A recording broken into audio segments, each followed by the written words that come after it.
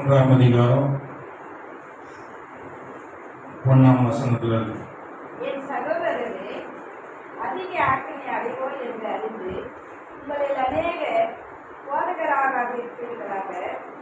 நாம் எல்லாரும் அநேக விஷயங்களில் தவறுகிறோம். ஒருவன் சொல் தவறாதானால் அவன் பூரண புருஷனும் தன் சரீரம் முழுவதையும் கடிவாளத்தினாலே அடக்கிக் கொள்ளக்கூடியவனுமாய் இருக்கிறான். பாருங்கள், குதிரைகள் நமக்கு கீழ்ப்படி படித்து அவைகளின் வாய்களில் கடிவாளம் போட்டு அவைகளுடைய முழு சரீரத்தை திருப்பி நடத்துகிறோம். கப்பல்களை பாருங்கள், அவைகள் மகா பெரியவர்களாய் இருந்தாலும் கடும் காற்றுகளால் அடிபட்டாலும் அவைகளை நடத்துகிறவன் போகும்படி யோசிக்கும் இடம் எதுவோ அவ்விடத்துக்கு நேராக மிகவும் சிறிதான சுற்றானாலே திருப்பப்படும். அப்படியே நாவானதும் சிறிய அவயமாக இருந்தோம் பெருமையானவர்களை பேசும். பாருங்கள், சிறிய நெருப்பு எவ்வளவு பெரிய காட்டை கொளுத்தி விடுகிறது. நாவும் நெருப்பு தான். அது அநீதி நிறைந்த உலகம். நம்முடைய அவயங்களில் நாவானது முழு சரீரத்தில் கரைப்படுத்தி ஆயுள் சக்கரத்தை கொளுத்தி விடுகிறதாயும் நரக அக்னியினால் கொளுத்தப்படுகிறதாயும் இருக்கிறது. 6 வசனங்கள் ரொம்ப முக்கியமான வசனங்கள். வீட்டில் போய் திரும்ப பாருங்க. ஏன்னா என்னென்னத்தையோ நினச்சி நம்ம பண்ணணும். ஆண்டுடைய வசனத்தை என்ன பண்ணணும் நினச்சினே இருக்கணும். இன்னைக்கான தலைப்பு நாவும் வாழ்க்கையும். என்ன தலைப்பு? நாக்கும் வாழ்க்கையும் அப்படின்னு சொன்னதான் நம்மளுக்கு புரியும். நாக்கும் வாழ்க்கையும். இங்க யாக்கோபு ஆரம்பத்தில் ஒரு காரியத்தை முக்கியமானதை சொல்றார். என் சகோதரரை அதிக ஆக்கினையை அடைவோம் என்று அறிந்து உங்களில் அநேகர் போதகராகாதீங்க அப்படின்ற வாணி கொடுக்குறார். அப்புறமா நாம் எல்லோரும் அநேக விஷயங்களில் தவறுகிறோம். ஒருவன் சொல் தவறாதவனானால் அவன் பூரண புருஷனும் தன் சரீரம் முழுவதையும் கடிவாளத்தினாலே அடக்கிக் கொள்ளக்கூடியவனுமாய் இருக்கிறான். ஏன் போதகர் ஆகக்கூடாது அப்படின்னு வான் பண்றாருன்னா, ஒரு பாஸ்டருடைய வேலையை என்னது? பேச்சு தான், வார்த்தை தான், பிரசங்கம் தான், சொல்றது தான். இந்த நாக்கை வச்சுதான் ஒரு பாஸ்டருடைய வேலையே இருக்கு. அப்போ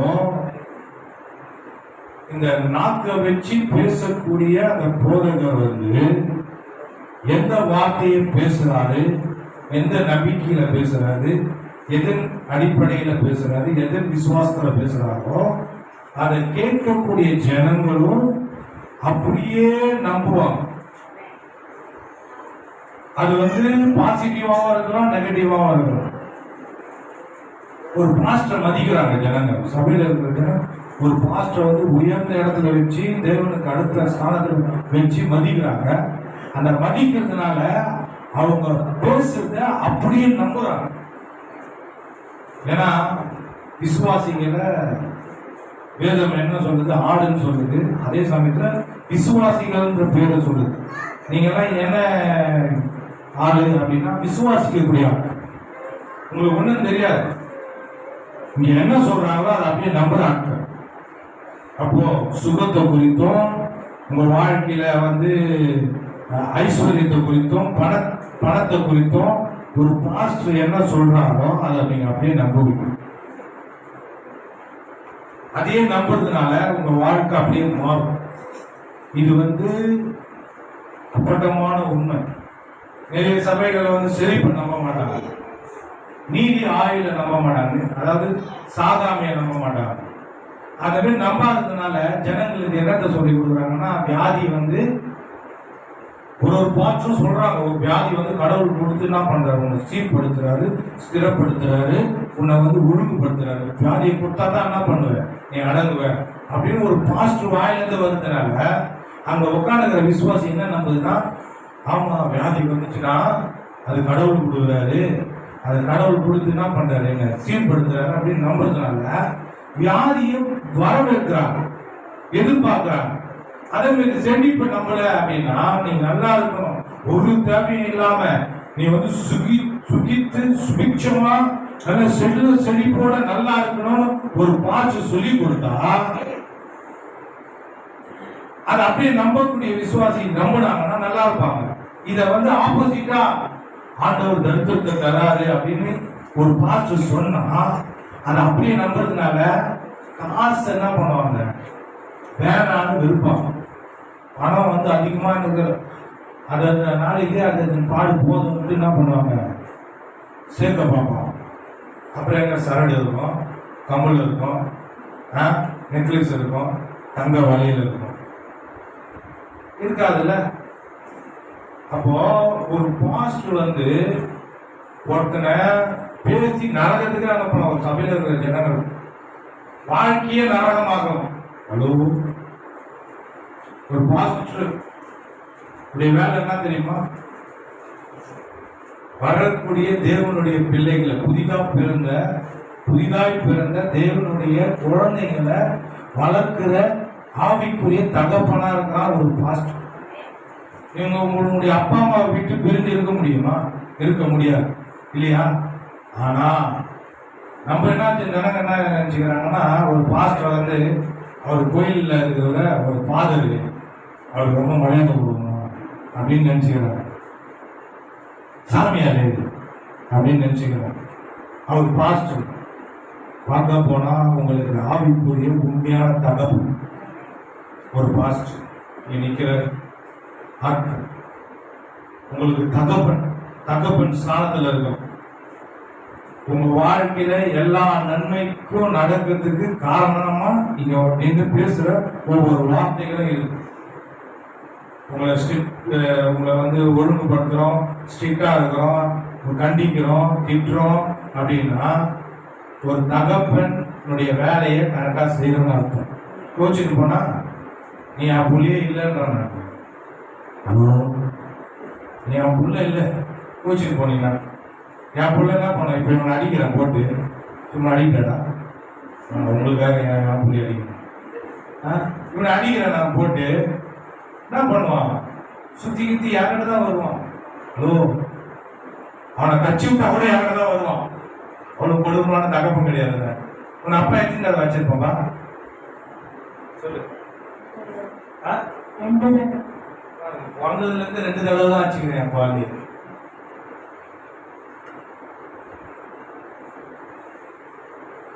எத்தனை தடவை திட்டிக்கிறேன்? 2 3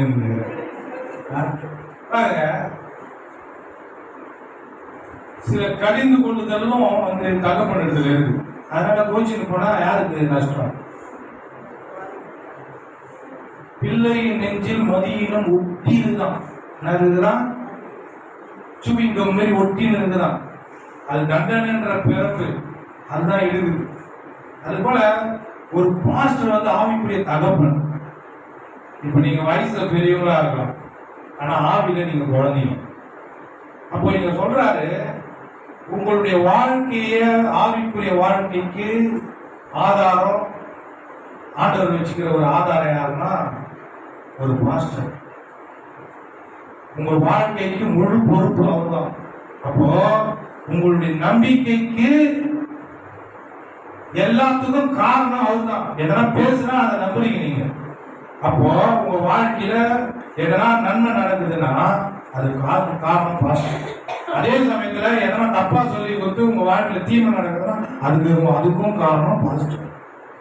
அப்ப அதனாலதான் சொல்றாரு, அப்பா அதிக ஆக்கினை அடைவீங்க, அதனால எச்சரிக்கையா என்ன பண்ணுங்க, இருங்க. அநேகர் போதகர் ஆகாதீங்க, உங்க நாக்கை வச்சு ஜனங்களை நாசம் பண்ணாதீங்க அப்படின்ற. இங்க இருக்கிற பெரும்பாக்க சர்ச்சை நம்ம ஒரு சர்ச்சை தான் இருக்குது. மற்ற சர்ச்சையில் எப்படி சொல்லி கொடுக்குறாங்க எனக்கு தெரியல. மற்ற பாஸ்டர்கள் அதிக ஆக்கினை அடைகிறாங்களா அப்படின்னா எனக்கு தெரியல. நானும் சரியா சொல்லி கொடுக்குறேன், நானும் அதிக ஆக்கினை அடைவேன். அப்போ ஒரு பாஸ்டருடைய நாக்கு ரொம்ப முக்கியம். First warning. இப்போ 2வது வார்னிங் சொல்றாரு, நாம் எல்லோரும் அநேக விஷயங்கள் தவிர்க்கிறோம், ஒருவன் சொல்லித்தானா அவன் தான் பூர்ண புருஷன். தன் சரீரம் முழுவதும் கடிவாளத்தினால் அடக்கி கொள்ளக்கூடியவனுமா இருக்கும் அப்படின்றாரு. அப்பா சொல்றாரு மொத்தம் 3 உதாரணங்கள் கொடுக்குறாரு. அந்த 3 உதாரணங்களையும் நீங்க பார்க்கும் போது டக்கு டக்குன்னு ஞாபகத்துக்கு வரணும். சபையே, சபையினுடைய பிள்ளைகளே, தேவனுடைய பிள்ளைகளே, எனக்கு அன்பானவர்களே கேளுங்க. இந்த 3 உதாரணமும் நீங்க பார்க்கும் போதெல்லாம் உங்களுக்கு ஞாபகத்துக்கு வரணும். உங்க நாக்கு ஞாபகத்துக்கு வரணும். சொல்லுங்க, என் நாக்கு சொல்லக்கூடிய 3 உதாரணத்தை பார்த்தா எனக்கு ஞாபகத்துக்கு வரும். சொல்லுங்க, குதிரை, கப்பல், காடு. காடை பார்க்க முடியாது, இங்க ஃபுல்லா பில்லிங்கா இருக்கு.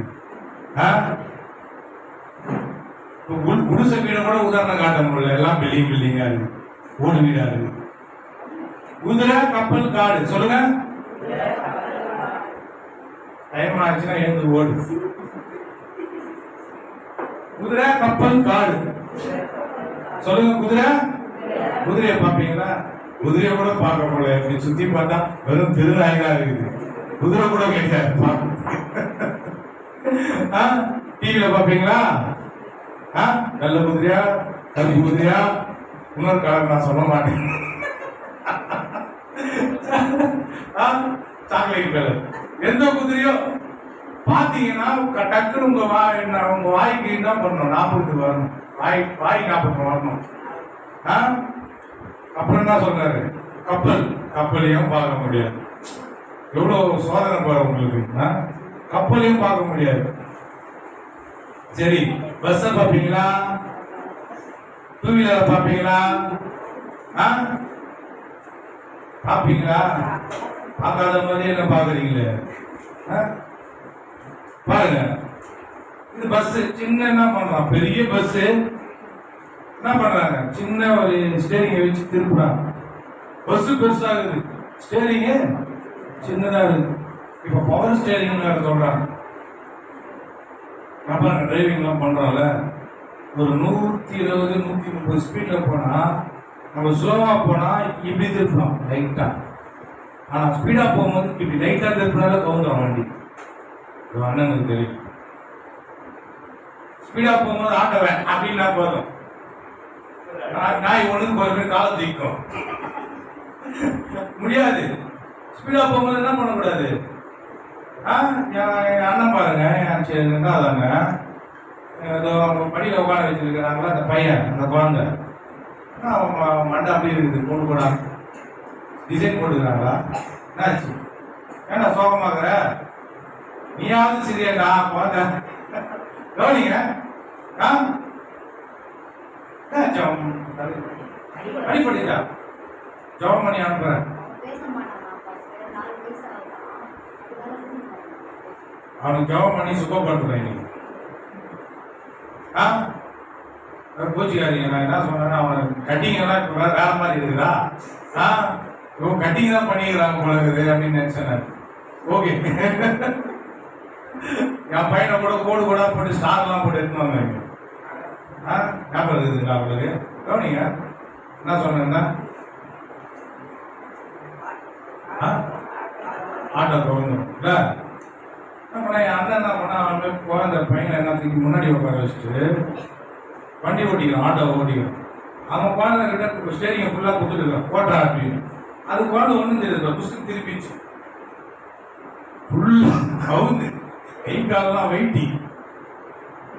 என்னது டக்குன்னு திருப்பினா பாருங்க. இங்க சொல்றாரு பெரிய கப்பல், அது சின்ன சுக்கான், அதை வச்சு என்ன பண்றாங்க, திருப்புறாங்க.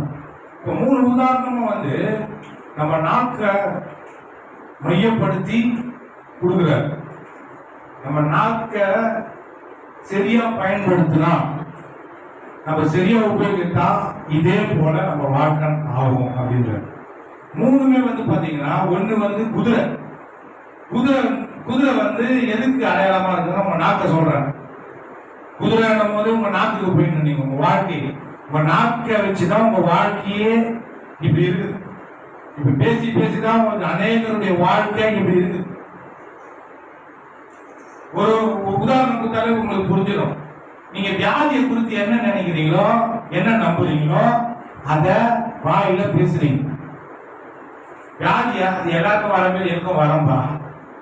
வியாதி இவங்க விட்டு நிரந்தரமா போயிடும் நம்புவியா எங்க சொல்லு அப்படின்னா எனக்கு வராம இருக்க நம்புறதுக்கு எனக்கு சரிங்க பிரதர், நீங்க சொல்றீங்களே நான் நம்புறேன். ஓ ஹலோ, வேதம் சொல்லுது நீ தீங்கை காணாது இருப்பாய், பாதை உன் கூடாரத்தை அணுகாது, பொல்லாப்பு உனக்கு நேரிடாது அப்படின்னு வேதம் சொல்லுது. அதுக்கேற்ற மாதிரி நீ பேசுறியா? எனக்கு சொல்ல தெரியல பிரதர். அப்ப என்ன பண்ணாத, வியாதி வரும்னு நீ நம்புறத என்ன பண்ணாத, நிறுத்திட்டு வாய் பேசுறதையும் நிறுத்து.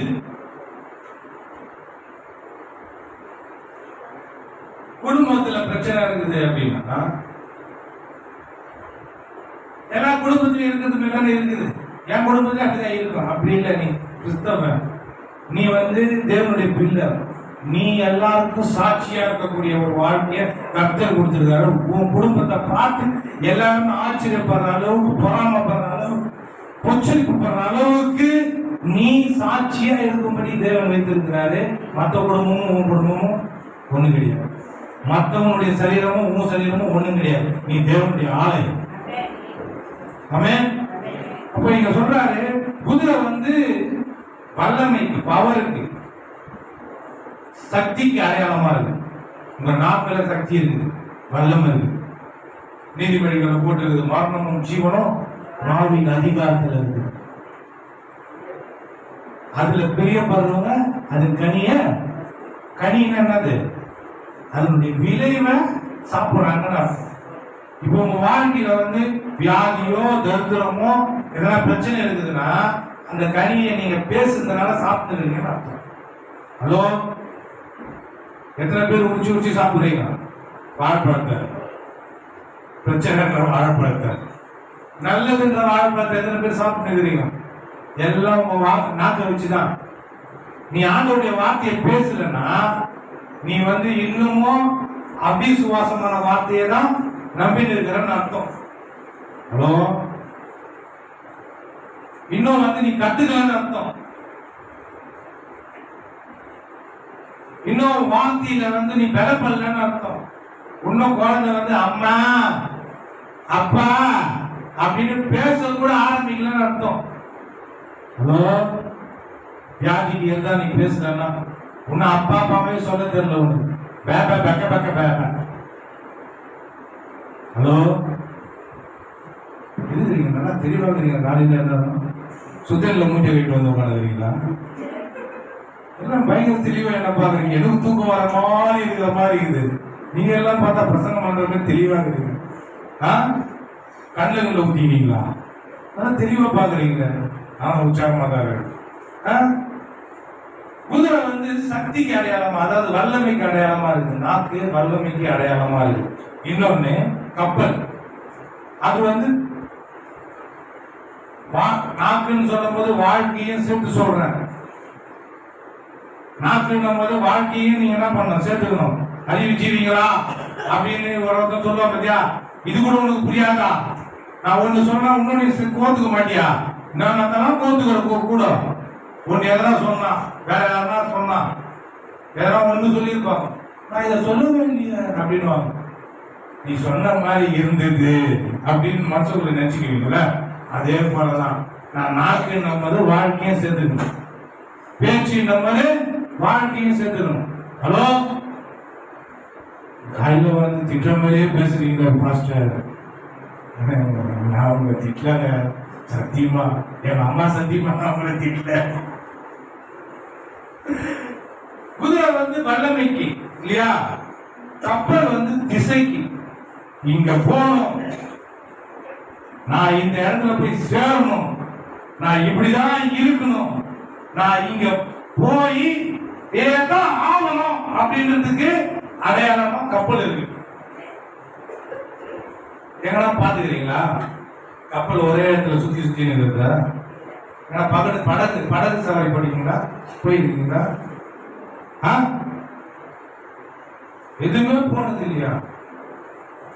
சரி, கமல் பாஸ்கர்கிட்ட சொல்லிட்டு போயிடும் ஒரு டூர். ஏன்னா கப்பல் வந்து நடுக்கடல்லே சுத்தினே இருந்தது பார்த்துக்கிறீங்களா?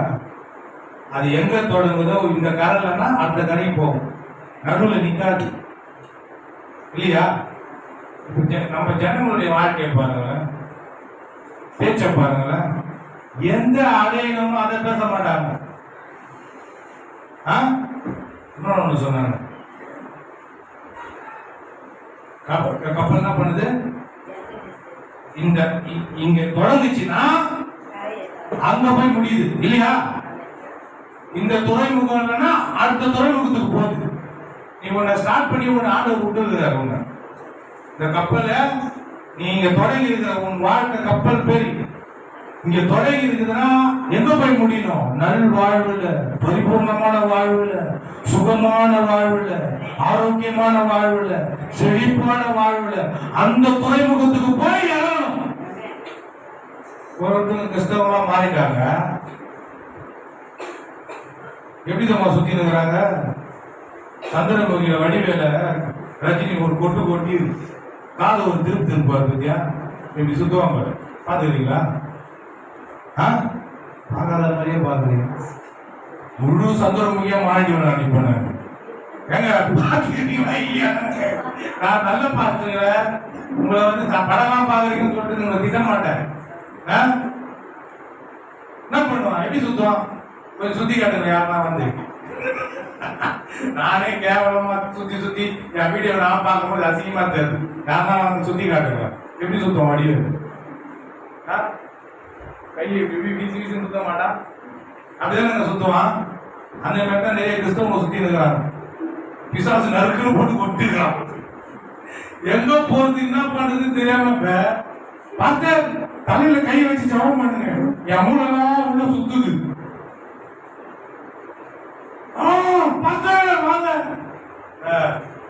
பிரசங்கத்தை ஒழுங்கா கவனிச்சாலே நான் கைய வைக்க வேண்டிய அவசியமே உனக்கு இல்லை. பேசுற பிரசங்கத்தை கவனிச்சு ஆண்டுடைய வார்த்தைக்கு மரியாதை கொடுத்து உட்கார்ந்தீங்கன்னா உனக்கு ஒரு பாஸ்டருடைய ஜபமே அவசியமே கிடையாது. இதனுடைய வல்லமையை நீ புரிஞ்சுக்கினீங்க. எங்கன்னா கப்பல் சுத்தி இருக்கிறத பாத்துக்கிறீங்களா? கடல் உள்ளவே இங்க தொடங்குச்சுன்னா சரக்கு ஏற்றுச்சுன்னா அங்க போய் சேரும். அதே போலதான் நம்மளுடைய வாழ்க்கை. எங்க தொடங்கின திசை உனக்கு திசை தெரிந்தா, நான் இப்படிதான் ஆகணும்னு திசை தெரிந்தா, வாழ்க்கையை கொடுத்து இப்படிதான் இருக்க போறேன்னு முடிவு எடுத்துருக்கீங்களா? அவன் உண்மையை சொல்லட்டுமா? ஒரு நாள் நான் ஒரு பிரசனத்தை பண்ண அப்பவே கவனிச்சுட்டேன். ஒன்னெல்லாம் கவனிச்சுட்டேன்.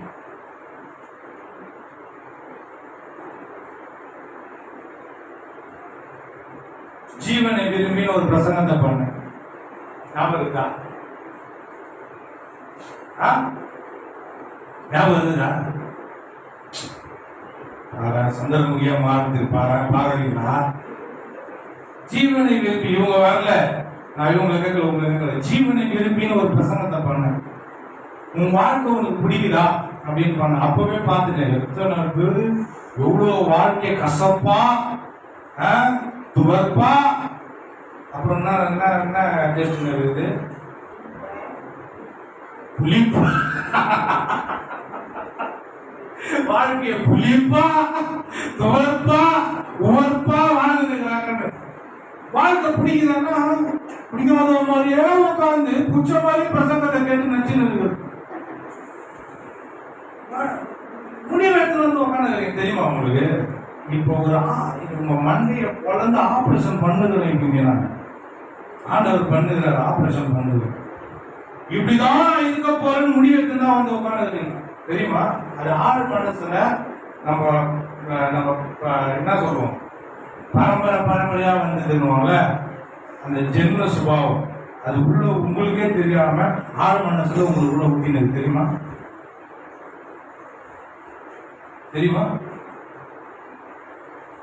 வாழ்க்கைன்னா இப்படிதான். சாவுன்னா வர செய்யும், வியாதினா வர செய்யும். எங்க அப்பா அம்மாலாம் இந்த மாதிரி ஆளுங்க இந்த ஜாதிகாரனா பெருசாகும், இந்த ஜாதிகாரன் தான் உயர்ந்தவன் ஆகும், நம்மளா இந்த ஜாதியில இருந்து வந்தோம் இப்படிதான் இருக்கும். ஹலோ, யாருக்கோ பேசுற போல இருக்குது. சுத்தனி மூஞ்சி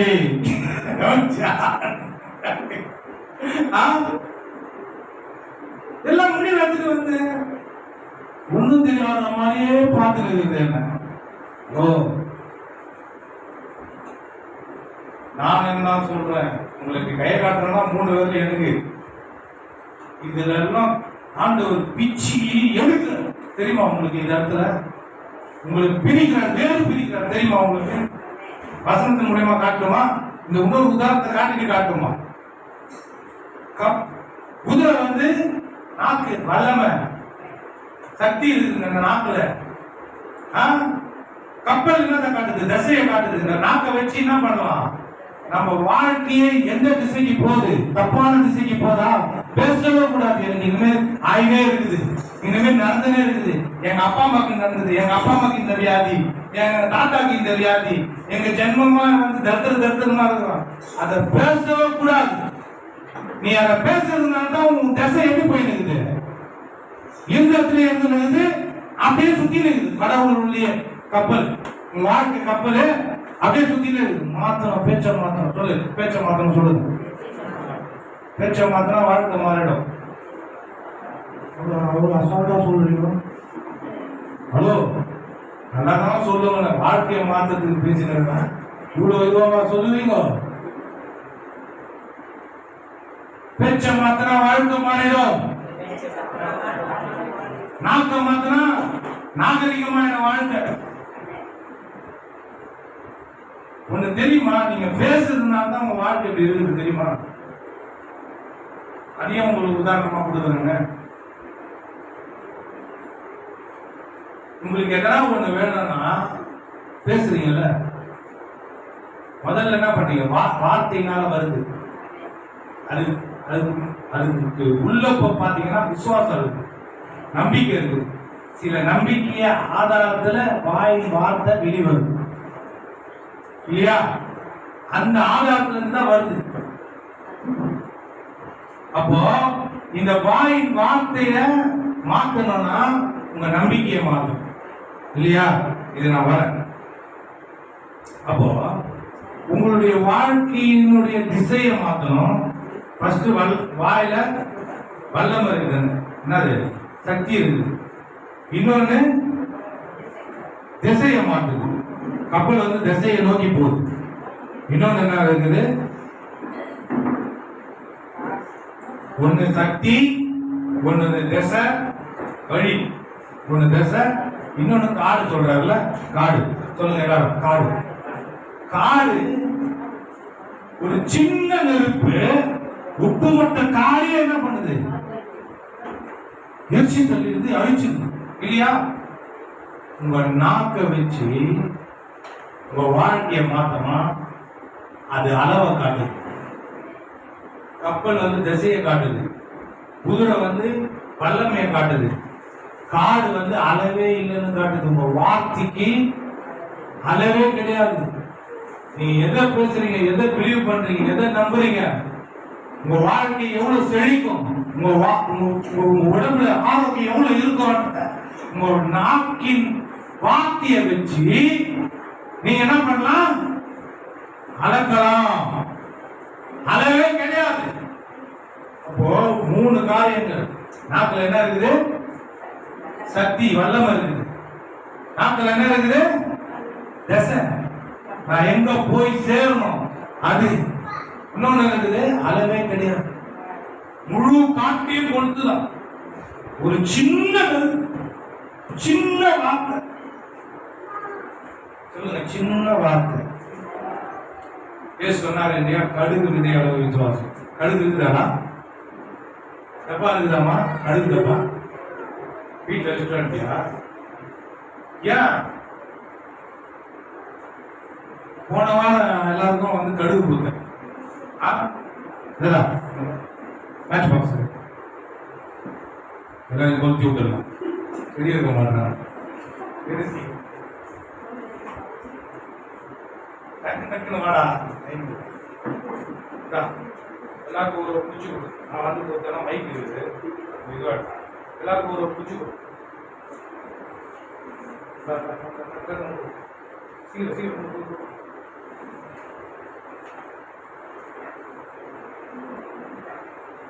சீக்கிரம் சீக்கிரம் சீக்கிரம் சாக்லேட் சொல்லிட்டு வாயில போட்டு போறீங்கம்மா. இந்த நெருப்பு பத்த வச்சானா அது கத்திக்குதுல. இந்த சின்ன நெருப்பை வச்சு இதோட வேல்யூ தெரியல உங்களுக்கு, தெரியல உங்களுக்கு. யாருக்கு அதிகமா தெரியும் சொல்லுங்க? இந்த நெருப்பு, இந்த பக்தி பொட்டியோடைய வேல்யூ வந்து யாருக்கு அதிகமா தெரியும்? ரொம்ப உணர்வு பொங்கும்.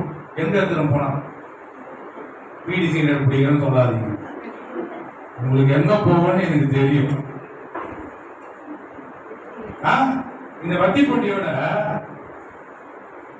ஒரு இடத்துக்கு போனா பொங்கி வரும் உணர்வு, பயம் எல்லாமே. எங்கங்க கரெக்டா சொன்னீங்கன்னா பொண்டாட்டிங்க நான் சொல்லி குத்த மாதிரியே சொல்றான். பெட்ரோல் பங்க்ல போய் விக்கி வச்சிடும் அப்படின்னா போதும், அவள டாய் டாய் டாய் டாய் டாய் டாய் டாய் நான் சொல்லுவேன் ஒழுத்தி போட்டுருவேன். அப்போ இங்க என்ன இது வேல்யூ தெரியல இல்லையா? பெட்ரோல் பங்க்ல போனா இதோட வேல்யூ தெரிஞ்சு சின்னதாங்க. துப்பாக்கி வச்சு கூட பயமுறுத்த தேவையில்ல. இது எது அப்படின்னா பயம் பிச்சுக்கணும் வரும். அப்போ இது பார்க்கறதுக்கு சும்மா சாதாரணமா தெரியுது. ஆனா எங்க போய் எந்த இடத்துல சேரணுமோ அந்த இடத்துல போய் சேர்ந்துச்சுன்னா குச்சிக்குதான் பஞ்சம் நெருப்போம் சொல்றாங்கல்ல. அதே போலதான் நீங்க வச்சிருக்கிறது சாதாரணமான குச்சா உங்களுக்கு தெரியலாம். நாக்கு இல்ல, எல்லாருமே அப்படிதான் கேவலமான வச்சுங்க. இந்த நாக்கா சரி, என் ஒய்ஃப் கிட்ட ஒருத்தவங்க சொன்னாங்க, கிறிஸ்தவங்க, சிஸ்டர் என் வாயதான் கட்டுப்படுத்த முடியல சிஸ்டர். கொயா சண்டையில போனா கொயா விட பயங்கரமா என் வாயில இருந்து பேச்சுட்டா பயங்கரமா வருது. ஹலோ, உங்க வார்த்தையை வச்சு வாழ்க்கையே மாறும்.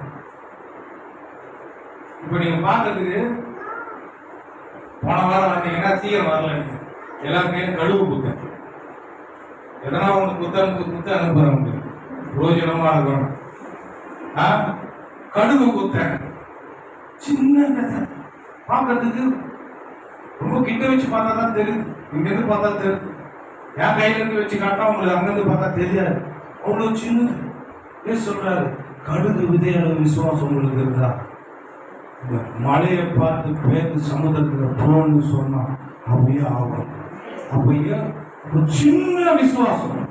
இப்ப இந்த தீக்குச்சி சின்னதுதான், ஆனா பத்த வச்சா பெட்ரோல் பங்க் எரியும். எவ்வளவு பெரிய லாஸ், எவ்வளவு பெரிய காடு. ஃபர்ஸ்ட்லாம் ஓலை குடிசைகள்லாம் இருக்குது. நான் எரிஞ்சது, என் வீடெல்லாம் எரிஞ்சதெல்லாம், எங்கள் வீடெல்லாம் எரிஞ்சதெல்லாம் நான் கண்ணால் பார்த்து என் வயது எரிஞ்சிக்குது. நான் பார்த்துக்கிறேன். பார்த்தா அப்படியே சுற்றின போது அப்புறம் சொல்லுவாங்க, இந்த பாஸ்பரஸ்ன்ற அந்த பவுடரை போய் கொண்டு போயிடுறாங்க அப்படின்னு. அதெல்லாம் விடுவாங்க. நான் உண்மையாக போய் பார்த்தா இந்த மணிலேருந்து அந்த மணி வரைக்கும் எங்கள் வீடை, எங்கள் கல்வியை பார்க்குறேன். ஸ்கூல்லேருந்து வரும், வீடு இருந்துச்சுன்னு சொல்லிட்டு அனுப்பிச்சிட்டாங்க. பார்த்தா இங்கேருந்து பார்த்தா அண்ணன் இருக்கிற அந்த பொருள் காட்சி தெரியாது. வீடு இருந்துச்சு, பொருள் காட்சி தெரியுது. இங்கேருந்து அந்த பிரிச்சு தெரியுது கிளீனா. பார்த்தா அச்சு தரமட்டம் வாங்கிச்சு நெருப்பு.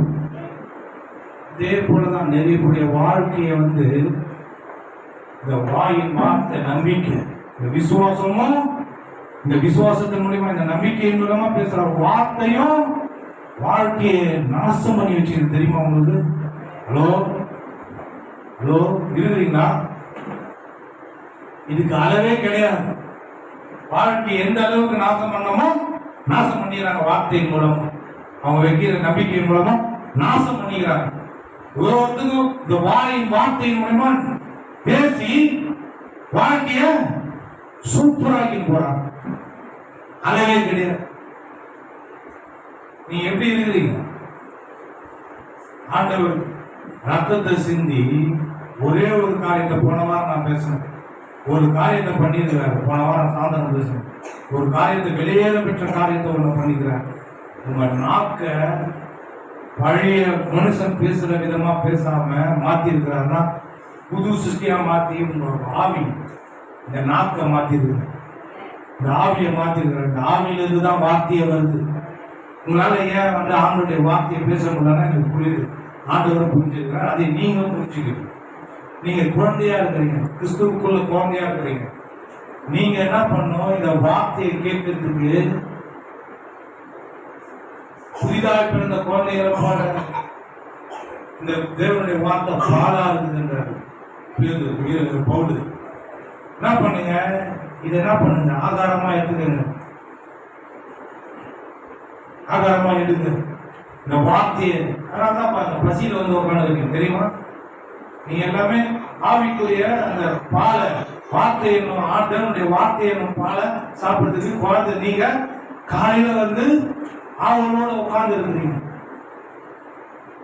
ஒரு தகப்பன் ஸ்தானத்துல, ஒரு தாயின் ஸ்தானத்துல நான் என்ன பண்றேன்? என் மார்பகங்களை உங்களுக்கு கொடுக்குறேன். அப்படிதான் உங்களை பார்க்க தேவன் அப்படியா உங்களை வந்து என்ன பண்றாரு? போஷிக்கிறார். நீங்க என்ன பண்ணணும்? இந்த பாலை நல்லா சாப்பிட்டு பேசுற அளவுக்கு வளரணும். ஆமென்.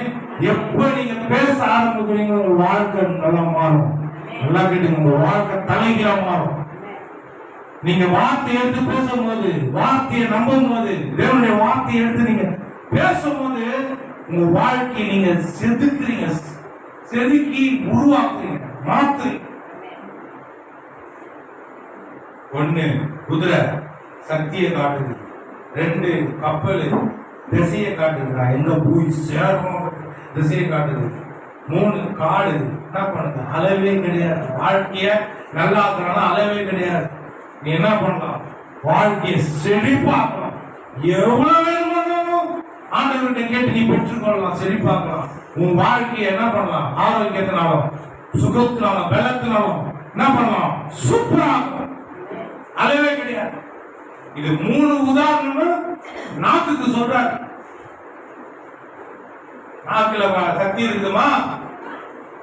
நாக்குல நீ எங்க போகணும், எப்படி ஆகணும், எப்படி ஆகணும், என்னவா மாறணும் அப்படின்ற திசையை என்ன பண்ணலாம்? நீ மாத்தலாம். அதே சமயத்துல உன் நாக்க வச்சு அளவே கிடையாது, எல்லையே கிடையாது. சின்ன வார்த்தையை பேசி பெருசா மாற்றத்தை உன் வாழ்க்கையில் உண்டாகும். சின்ன வார்த்தை, ஆண்டவருடைய வார்த்தை உன் சுகவீனத்துக்கு, பலவீனத்துக்கு, வியாதிக்கு, நோய்க்கு, உன்னுடைய எல்லா விதமான உடம்புல இருக்கிற பிரச்சனைக்கு இயேசுவின் தழும்புகளால் நான் சுகமானேன். இந்த வார்த்தையை கொளுத்தி பாரு, சூப்பரா பார்த்து. ஆமென். இயேசுவின் நாமத்தில் நான் சுகமானேன். கிட்னி ஃபால்ட்ல இருந்து எனக்கு கிட்னில கல் இருந்தது. டாக்டர் சொல்றாங்க இது திரும்ப போயிட்டு மறுபடியும் வரணும். ஆனா நான் மறுபடியும் ஆண்டவரை விட்டு தொழுவா போகும்போது எனக்கு மறுபடியும் வந்திருக்கிறேன். நான் உணர்ந்து இருக்கிறேன். நான் அந்த வழியை அனுபவிச்சுக்கிறேன். நான் உங்ககிட்ட பேசுறேங்க. இயேசுவின் தழும்புகளால் சுகமானன் அப்படின்ற அந்த வார்த்தை, ஆண்டவருடைய வார்த்தையை எடுத்து எத்தனை தடவை பேசியிருக்கேன் தெரியுமா? நான் சொல்லிங்க, சொல்லி சொல்லி சொல்லி சொல்லி சொல்லி சொல்லி சொல்லி ஆரோக்கியமா முன்னாடி நிற்கிறேன், பலத்தோட நிற்கிறேன், நல்லா கிட்டியா கல்லு இல்லாம இருக்கிறேன். அப்போ பேசுவேன், சொல்லுங்க, பேசுவேன். நான் பேசி என் வாழ்க்கையை உண்டாக்குவேன். ஜீவனை விரும்புங்க. நிறைய பேர் அந்த ஜென்ம சுபாவம் பத்தியா, அப்பா அம்மாவுக்கு போன்ற சுபாவம், அது என்னதமா பண்ணோம்? பேச விடாம தடுக்கும். ஹலோ, போர்டு இல்ல சிஸ்டர், போர்டு வந்து 1900 ரூபாய் தான் ஸ்டாண்டர்ட போர்டு. நான் உங்களுக்கு போன் பண்ணா போனும் போக மாட்டேன். உங்களுக்கு 1900 ரூபாய் தான் போர்டை வரைஞ்சி காட்டுவேன். கவனிங்க, இப்போ நீங்க கிறிஸ்துவுக்குள்ள இருக்கிறீங்களா? இப்ப போர்ட்ல வரைஞ்சிங்கன்னா உங்களுக்கு தெளிவா புரியும். இப்போ நீங்க கிறிஸ்துவுக்குள்ள குழந்தையா இருக்கிறீங்கன்னு வேதம் சொல்லுதா? குழந்தையா தானே இருக்கிறீங்க. ஹலோ, குழந்தையா தானே இருக்கிறீங்க. எப்போங்க நீங்க ரசிக்கப்பட்டீங்க? எத்தனை வருஷம் ஆகுதுன்னு கேட்டா என்ன சொல்லுவீங்க? 10 வருஷம், 5 வருஷம், 15 வருஷம், 20 வருஷம். உங்க வயசு என்னன்னு கேட்டா வயசு என்ன சொல்லுவீங்க? 40, 35, 28, 30 அப்படி சொல்லுவீங்க. ஆனா என்ன வயசு ஆகுது?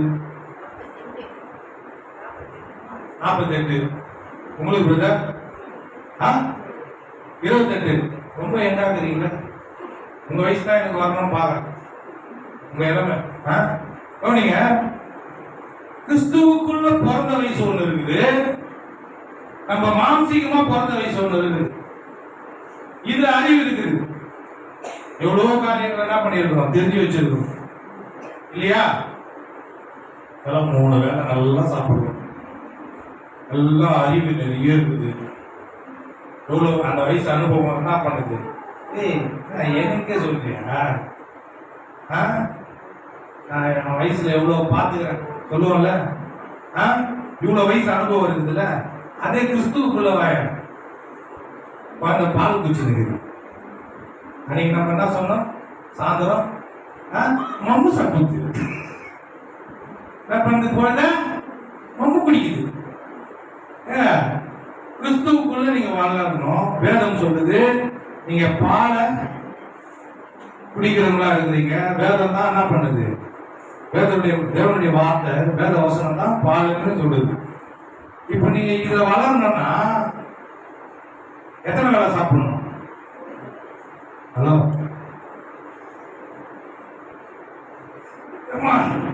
வளரணும்னா எத்தனை வேலை சாப்பிடணும்? இப்போ என் முன்னாடி நல்லா பெருசா பெருசா உட்காந்துக்கிறீங்க. நல்லா 3 வேளை நல்லா சாப்பிட்டு இத்தனை வயசு வரைக்கும் நல்லா வளர்ந்து அவனை குத்தினானா சுருவினானா அப்படின்ற அளவுக்கு இன்னும் பலன் இருக்குது எல்லாம் இருக்குது இல்லையா? பேசுறேன்.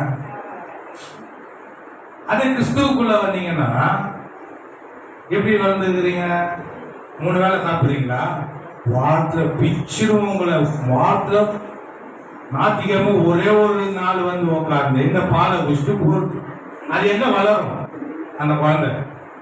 ஹலோ, கால் கையெல்லாம் ஒல்லி ஒல்லியா கிடக்குது. இது என்ன குழந்தை? இது என்ன எப்படி இருக்குது? எதுனா நோய் வாய்ப்பட்டுக்குதா? ஹலோ, இதுல வேற அது சர்ச்சைக்கு தானே போகுது, இத்தனை வருஷமா போகுது. ஐயா உனக்கு தெரியாதுங்க, வாரத்துல ஒரு தடவை போகுது. அதான் வாரத்துல ஒரு தடவை போனா எப்படிங்க வளரும் குழந்தை?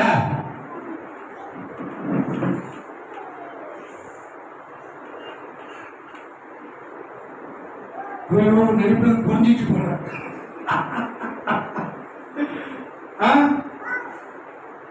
இந்த பாலை டெய்லி சாப்பிடணும். ஹலோ, வாரத்துல ஒரு தடவை வந்து உங்களுக்கு சரலா கூத்துட்டு போனா ஒரு வாரத்துக்கு எப்படி தாங்கும் அந்த குழந்தை? சொல்லுங்க.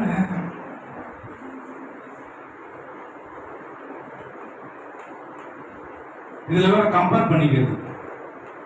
சர்ச்சையில போனா அது விசுவாசி மேல நடந்துக்குது. அட ஏங்க, ஐயோ சாப்பாடே சரி சாப்பிடல. நீ வளர்ச்சி எதிர்பார்த்தீங்கன்னா எப்படி இருக்கும்? ஹலோ, நான் ஜனங்களை தெளிவாகிடுமா? இப்ப நினைக்கிறாங்க எல்லாரும், நம்ம ஏன் இப்படி இருக்கிறோம்? ரகுபாஸ்டர் சொல்லிட்டாரு, கரெக்டா சொல்லிட்டாரு. சர்ச்சைக்கே சரியா போறது இல்லை, பைபிளை சரியா படிக்கிறது இல்லை, ஜபம் பண்றது இல்லை.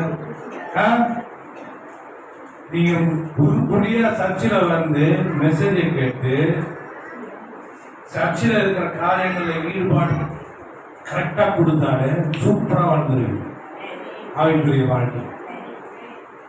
இதுலயே வாரத்துல ஒரு தடவை, அதுவும் ஞாயிற்றுக்கிழமை காலையில தான் வருவேன், சாயந்தரம் கிடையாது அப்படின்னா குழந்தை அந்த குழந்தை முட்டி கூட போடலன்ற நானு. ஹலோ, உண்மை இப்படிதான் பேர் பத்து இருக்குது. அது எப்படி பேசும்? பேசுறது கூட உங்களுக்கு சொல்லி கொடுத்தா காத்துதான் வருது. ஏன் வருது தெரியுமா? இதான் காரணம். ஹலோ, இருக்கிறீங்களா? இதுல வேற நல்லா இருக்கணும், என் வாழ்க்கை உயர்ந்துடணும் அப்படின்ற கனவெல்லாம் வேற இருக்குது. அதெல்லாம் நிறைவேறதுக்கு வந்து ஆண்டுடைய வார்த்தை என்ன பண்ணுங்க, கரெக்டா வாரம் வாங்க, டைமுக்கு வாங்க. ஆராதனையிலும் என்ன பண்ண ஆண்டவர் பேசுற பாட்டு மூலியமா உங்களுக்கு அவர் ஊழியம் செய்யறாரு. அது தெரியுமா? ஆராதனை வேலையில பாடல் மூலியமா ஆண்டவர் உங்களுக்கு ஊழியம் செய்யறாரு. அதுல நீங்க வளர்றீங்க, பூசிக்க போறீங்க. நீங்க வந்து இங்க இருக்கிற ஒரு நேரமும் உங்க ஆவி வளர்க்கப்படுது.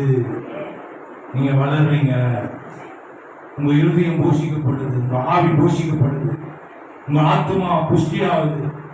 அதை வளர்றீங்க, ஒரு திருப்தியோடு வெளியே போறீங்க. வரும்போது பலவீனமா வந்தீங்க, வாரம் ஃபுல்லா ஒரு மாதிரி இருந்தீங்க. இங்க வந்தோடனே புஷ்டி ஆகுது, நல்லா உற்சாகம் அடையிறீங்க, நல்லா சந்தோஷம் அடையிறீங்க. அது எதை காட்டுது? குழந்தை நல்லா பாட, நல்லா சப்பி குச்சி இருக்கு. ஹலோ ஹலோ, நான் எங்கெல்லாம் பால் குடிக்கும் போது பார்த்துருக்கீங்களா? இந்த 2 கையை வச்சு சூப்பராக குடிக்கும். குழந்தையாவை எவ்வளோ நான் தான் உங்களை வளர்க்குது. உங்களை சரி பண்ணி தூக்கி போகிறதுக்குள்ள இன்னும் எத்தனை மேடு பள்ளங்களை பார்க்க வேண்டியதாக இருக்குது. ஒரு பாஸ்டம் சபைக்கு வாங்க அப்படின்னு சொல்லி நான் டைம் ஃபிக்ஸ் பண்ணிட்டேன். 11 ஆயிடுச்சு ஜெபம் பண்ணி முடிக்கிறேன். அவனுடைய வார்த்தையை மட்டும் ஒரு வார்த்தையை உங்களுக்கு எடுத்து சொல்லிட்டு முடிக்கிறேன். வார்த்தையை எடுத்து வாயில வச்சு பேசுனா வாழ்க்கமா? அவனுடைய வார்த்தையை இன்னும் பேசு. எத்தனை வசனம் இருக்குது, அது ஒரு வசனத்தை குடி பேசு, வாழ்க்கை மாறனா எனக்கு சொல்றாரு. எப்ரேயர் 4ஆம் அதிகாரம் இதை சொல்லி முடிச்சிடுறேன். கரெக்டாக டைமுக்கு முடிச்சிடுறேன், டைமுக்கு வந்துடணும். இப்பயே நீங்க பார்த்துக்கலாம் டைமுக்கு முடிக்கிறேன் அப்படின்றது. 4:12 பரவாயில்ல, யாருமே தூங்கலப்பா, எல்லாம் முடிச்சுக்கிறது. படிங்க. தேவனுடைய வார்த்தையானது பாருங்க, என்ன இருக்குது? தேவனுடைய வார்த்தை ஜீவன் இருக்குது, அதுல உயிர் இருக்குது, உசுறு இருக்குது. அதுல படிங்க. என்ன இருக்குதுன்னா அதுல வல்லமையும் இருக்குது. ஹலோ, ஜீவன் உயிர் இருக்குது, வல்லமையும் இருக்குது. ஓகே.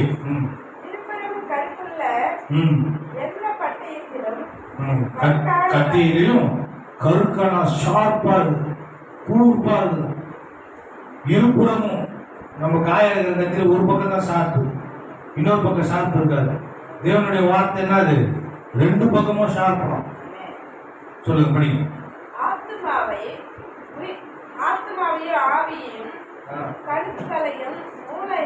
இது என்ன சொல்றதுன்னா, கணுக்கள்னா எலும்பு சொல்லுது, ஊனன்னா மச்சை. இந்த மாட்டுக்கறியெல்லாம் அந்த மச்சை இருக்கு பார்த்தீங்களா, மஞ்சள் கலர் கொழுப்பு சொல்றேன், இந்த ஜவ்வு மாதிரி. நீங்க மாட்டுக்கறியே சாப்பிடாத மாதிரி பார்ப்பீங்க. இந்த பார்த்தீங்கன்னா நல்லா போய் உள்ள போய் மாட்டிக்கிச்சுன்னா அது கறி மாதிரி வந்து சுசன் ஆகாது, நீட்டா இருக்கும். அதான் மச்சை, அந்த எலும்புல இருக்கும். கறியில கூட ஒரு சமயம் வரும் அந்த மச்சு. நான் சொல்றேன், எதுக்காக சொல்றேன்னு சொல்றேன். எலும்பையும் அந்த மச்சையும் தனியா பிரிக்கிறான். போய் குத்துதான்.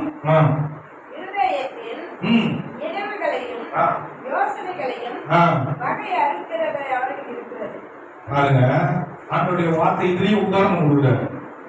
எப்படின்னா, ஒரு கத்தி எடுத்து ஒரு மாட்டையோ ஒரு ஏதோ ஒரு இதையோ வந்து அறுக்கும் போது அது எலும்பு தனியா கறி தனியா பிரிக்குது. எலும்பையும் அந்த மச்சையும் தனியா பிரிச்சு எடுக்குது அந்த கத்தி. அதே போலதான் ஆண்டுடைய வார்த்தை இருக்குதான். அந்த கத்தியை விட ஷார்ப்பா இருக்குதான் வார்த்தை. அது ஜீவன் உள்ளதா இருக்குதான், வல்லமை உள்ளதா இருக்குதான்.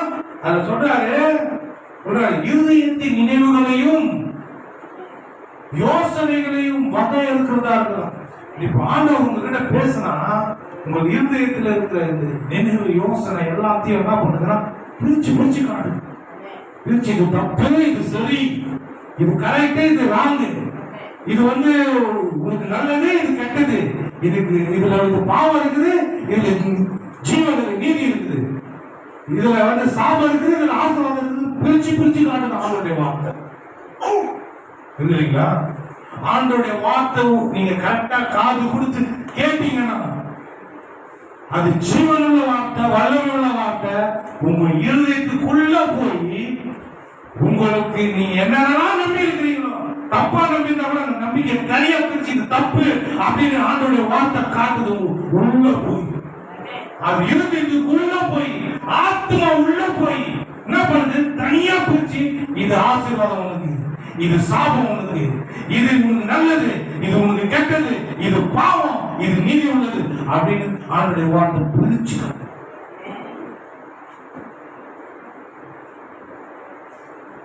அப்போ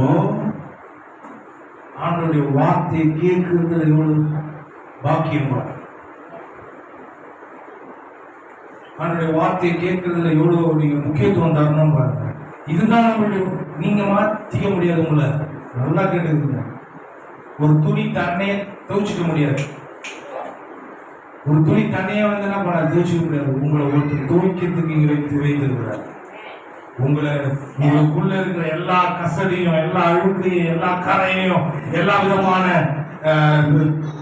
பிடிக்காத காரியங்கள் அவங்க என்ன பண்றாங்க? வார்த்தை அனுப்பி அதை எல்லாத்தையும் வெளியே அனுப்புறாங்க. நம்ம வெளியே அனுப்பி உங்களுடைய இருதயத்தையும் உங்களுடைய ஆத்மாவையும் பரிசுத்தமா மாத்துறாங்க. கத்து வார்த்தை என்ன பண்ணுது? வார்த்தை உங்களுக்குள்ள போச்சுன்னா வாழ்க்கை அப்படியே பரிசுத்தமா மாறும். வாழ்க்கை சூப்பரா ஆகும். ஏன்னா வார்த்தை அது உலகத்தை சிருஷ்டித்த வார்த்தை, உலகத்தை உண்டாக்கின வார்த்தை. அந்த வார்த்தைக்கு உங்களுக்கும் அதிகமான தொடர்பு இருக்குது. இந்த ஆவியில போய் அது சேருது. அதனால்தான் காலையில உட்கார்ந்து காலையில உட்கார்ந்து. ஏன் காரணம் என்ன? உங்க ஆவிக்கும் அந்த வார்த்தைக்கும், தேவனுடைய வார்த்தைக்கும் கர்த்தருடைய வார்த்தைக்கும் அதிக தொடர்பு இருக்குது. அதனால்தான் அது பேசும்போது உங்களுக்கு அவ்வளோ சமாதானத்தை தருது, அவ்வளோ நிம்மதியை தருது, அவ்வளோ சந்தோஷத்தை தருது. பேச அந்த வார்த்தை கேட்கும் போதுதான் உங்களுடைய வாழ்க்கையில எதுவுமே சாப்பாடு கொடுக்க முடியாத ஒரு திருப்தியை அந்த வார்த்தை தருது, தேவனுடைய வார்த்தை தருது. அப்போ இந்த வார்த்தை போய் உங்க டைம் ஆயிடுச்சு, முடிச்சது வாங்க ஆமைன்னு சொல்லி முடிச்சது. டைம் இப்போ முடிக்கணும். 4 விதமான நிலங்களை பார்க்கலான்னு பார்த்தேன். அதெல்லாம் எடுத்துன்னு வந்தேன். எல்லாம் பேச முடியல. 4 விதமான நிலம். என்ன நிலம்? கற்பாறை, வழியா இருக்கு, உள்ளுள்ள இடம், நல்ல நிலம்.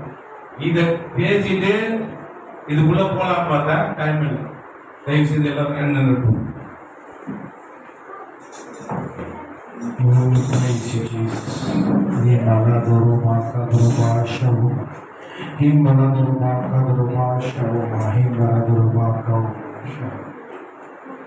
Praise you, Jesus. Hallelujah. Hallelujah.